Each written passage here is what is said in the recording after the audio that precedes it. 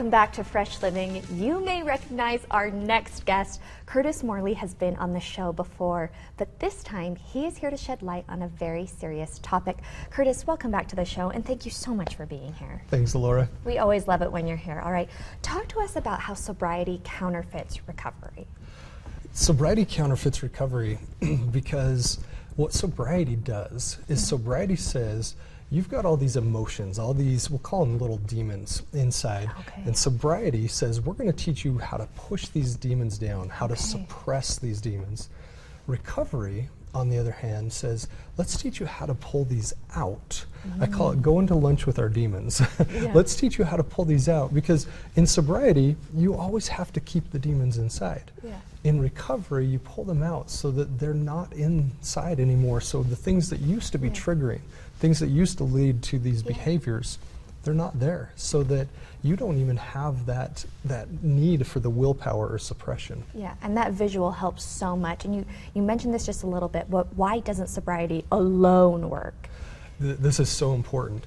Anna Lemke, the author of Dopamine Nation, she talks about the dopamine dependence cycle. That in our brain, when we have a dopamine spike, it only takes about 2 weeks to break out of the dopamine dependence cycle. And the myth from the past is that it takes forever, and it doesn't. You can get rid of the dopamine dependence cycle in as short as 2 weeks. Oh wow, okay, so why is almost every single program out there focused just on sobriety?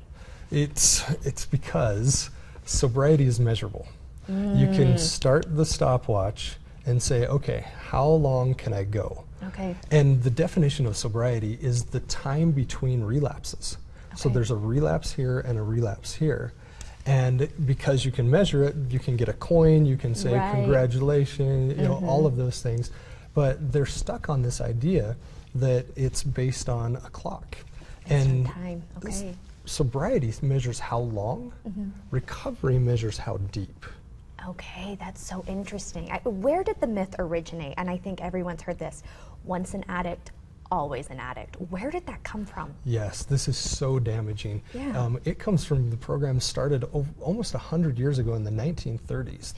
This mentality of, I have to paint addict across my chest, that big scarlet A. You know, and it says, I have to be labeled with this title. And the damage in that is that most people, they're not actually trapped in pornography or their addiction. They're not clinically addicted. They're trapped in shame. Shame is actually the problem. It's not the pornography or whatever the addictive behavior is. It's the shame around it. Interesting. And when we label ourselves with addict, then that perpetuates the shame. It actually creates a trap. Okay, and I mean, labeling ourselves with such a negative word anyway is going to hurt us. Really quick, where can we go for more information and help?